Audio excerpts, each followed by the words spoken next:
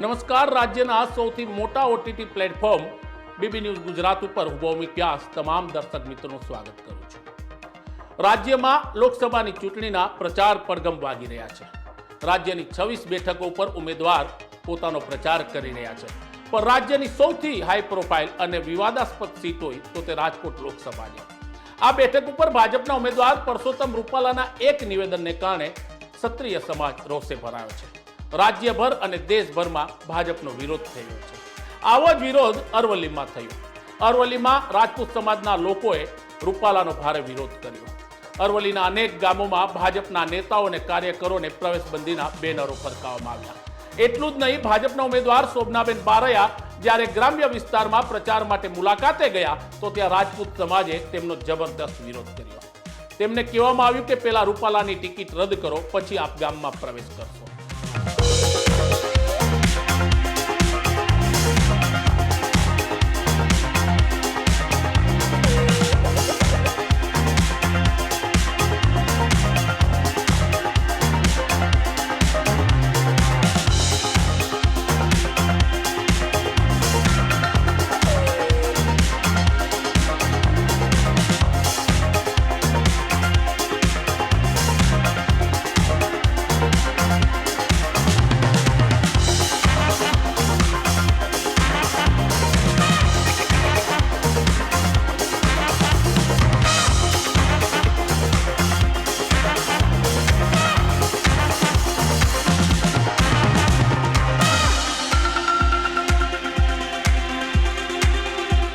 અરવલ્લીના મોડાસામાં રાજપૂત સમાજે ભેગા થઈ અને પરસોત્તમ રૂપાલા સામે સૂત્રોચ્ચાર કર્યા હતા. એટલું જ નહીં, આપણે જણાવી દઈએ કે ગઈકાલે વિરમગામ પાસેના એક ગામમાં પાટીદાર યુવા નેતા અને ભાજપના યુવા ધારાસભ્ય હાર્દિક પટેલ સામે પણ આ જ ક્ષત્રિયોએ ભારે વિરોધ કરી રૂપાલા સામે પોતાનો આક્રોશ વ્યક્ત કર્યો હતો. એટલું જ નહીં, જામનગરમાં છેલ્લા 3 દિવસથી ભાજપના ઉમેદવારોને પ્રચાર કરવો મોંઘો સાબિત થઈ રહ્યો છે. જામનગરમાં તો ભાજપના ઉમેદવાર પ્રચાર ન કરી શકે એવી સ્થિતિનું નિર્માણ થયું છે. ભાજપના ઉમેદવાર જે જગ્યાએ કોઈ મીટિંગ, મહોલ્લા કે સભામાં જાય ત્યાં રાજપૂત સમાજની મહિલાઓ કાળા વાવટાઓ ફરકાવી અને રૂપાલા હાયાઈના નારા પોકારી તેનો વિરોધ કરી રહ્યા છે. બીજી બાજુ આપને જણાવી દઈએ કે ગઈકાલે પાટણમાં ક્ષત્રિય સમાજનું અસ્મિતા સંમેલન મળ્યું હતું. આ સંમેલનમાં ગર્જના કરવામાં આવી છે કે માત્ર રાજકોટની એક બેઠક નહીં, અમે રાજ્યમાં ભાજપની 8 બેઠકો ઉપર અસર કરીશું. એટલે કે રાજપૂત સમાજનો 8 બેઠક ઉપર દબદબો છે.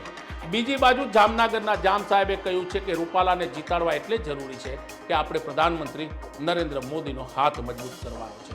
આને કારણે ક્ષત્રિય સમાજમાં પણ બે ફાટા દેખાઈ રહ્યા છે.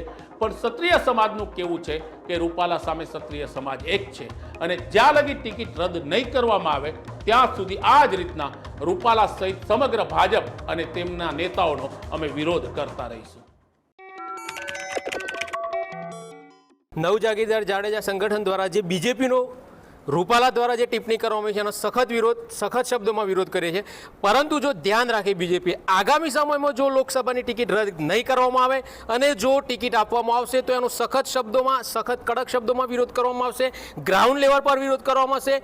100થી વધુ ગામડાઓની અંદર અમે જવાના છે. અમારો ટાર્ગેટ છે સાબરકાંઠા, અરવલ્લી જિલ્લાના 100થી વધુ ગામડાઓમાં યુવાનો, વડીલોનો સંપર્ક કરી અને ત્યાં બેનરો લગાવવામાં આવશે. ત્યાં કોઈ પણ કાર્યકર્તાને, બીજેપીનો કોઈ પણ ગાડી હોય, બેનર હોય, કોઈ પણ કાર્યકર્તાને પ્રવેશ આપવામાં નહીં આવે. ત્યાં સખત રીતના વિરોધ કરી અને ચૂંટણીનો બહિષ્કાર નહીં પરંતુ ભાજપ વિરોધી મતદાન કરવામાં આવશે. આ ખાસ ધ્યાન રાખે બીજેપી. અમારો સખત વિરોધ છે એ આગામી સમયમાં લોકસભાની ચૂંટણીમાં દેખાઈ આવશે ગ્રાઉન્ડ લેવલ પર. રૂપાલાજીએ જે અમારી બહેન માતાઓ અને દીકરીઓ પર જે ટિપ્પણી કરેલ છે તેને અમે નવ જાગીરદાર જાડેજા રાજપૂત સમાજ તેમજ તેમાં સમાવિષ્ટ ગામડાઓ, રંગપુર હોય, દેગામડા હોય, જાલિયા હોય, સામેરા હોય, કારછા હોય કે વક્તાપુર હોય, સમગ્ર ગામડાઓમાં અમે એ ભાઈઓ દ્વારા તેનો સખત શબ્દોમાં વિરોધ કરીએ છીએ અને વિરોધ નોંધાવીએ છીએ. અને આજે અમે એ વિરોધ દર્શાવવા માટે અહીંયા ભેગા થયા છીએ, એકત્રિત થયા છીએ.